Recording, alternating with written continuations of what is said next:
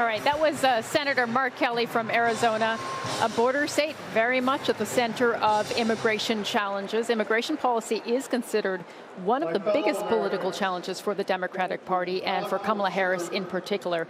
A recent poll from CBS, the BBC's U.S. partner, found that 48% of likely voters believe U.S. southern border crossings will go up if Ms. Harris wins the election. 72% believe they will decrease under Donald Trump. And Trump and his Republican allies have made immigration a focal point of their criticisms of Harris, calling her a failed border czar. And the former president leaned into that narrative on Thursday while campaigning in the battleground and border state of Arizona.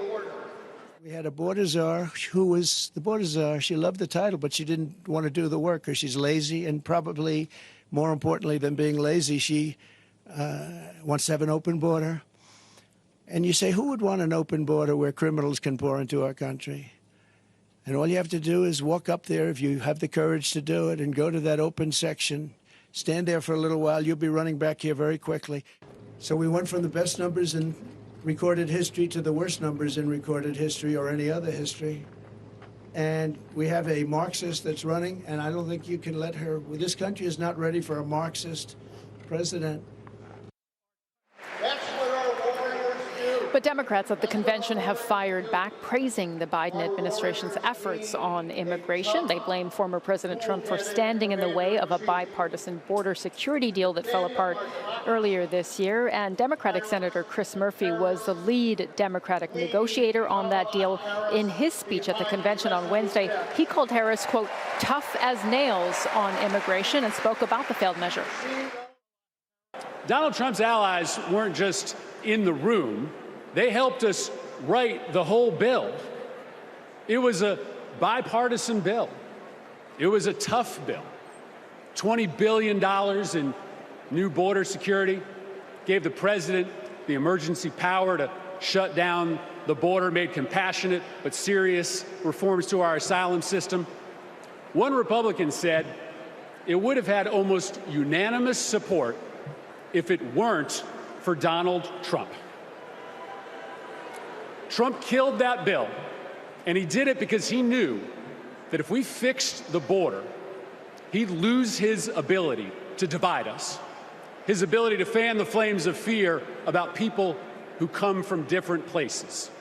Right? You guys know this, right? Hate and division, that's Trump's oxygen, right? People like Trump and J.D. Vance, they need it to survive in politics. Okay, we have our U.S. special correspondent, Caddy Kay, back with us here. Caddy, great to see you again. We've just been talking a bit about immigration, and we did see that split screen today, didn't we, of the convention going on here with this enthusiasm, and Donald Trump on the border in Arizona really taking that line of attack against Kamala Harris, saying she's a failed border czar. What did you think of that? Look, so what I hear from people in the Trump campaign is that every time Donald Trump is speaking about the economy, about the border, and about immigration issues around that, then those are good days. And crime, those are good days for Donald Trump. So to see him on the border like that, talking about those issues, what the Democrats are trying to counter that with clearly is trying to say, look, this is on you. We did everything we could to try and get that tough border bill through. It was sponsored by a Republican, by a conservative Republican, and Donald Trump killed it. That's a pretty nuanced message to get to people. Now, the advantage for the Democrats at the moment is that actually border crossings are down 40% since December. And so you don't have the day-to-day images like we had over the course of the winter, Sumi. I remember you reporting on them, of those people coming across the border. That is helping Democrats as much as anything. That's pretty much controlled by Mexico. If Mexico carries on making the decision to enforce border regulations to keep people away from the southern border, then that will help Kamala Harris because you won't have those images going into the election. But it's still something that constantly, in poll after poll, it polls very high, and Donald Trump is still ahead of Kamala Harris in the polls on that. Yeah, we just spoke to a congresswoman from Nevada briefly just a little while ago, and she said, look, the border numbers are down. This is not going to be as big of an issue, but of course Donald Trump will make it an issue. You said for him and his campaign, it is a good day when he's staying on policy like he did today. Do you think that we're starting to see a pattern of that as he's going, to these battleground states and delivering these speeches? You've seen a little bit of a pattern of that this week. So you saw it in Michigan when he was talking about the economy. This was a week that was meant to be focused on issues. It was billed as being focused on issues. There were 3 big rallies, 3 big issues that they were going to tackle, the border being one of them.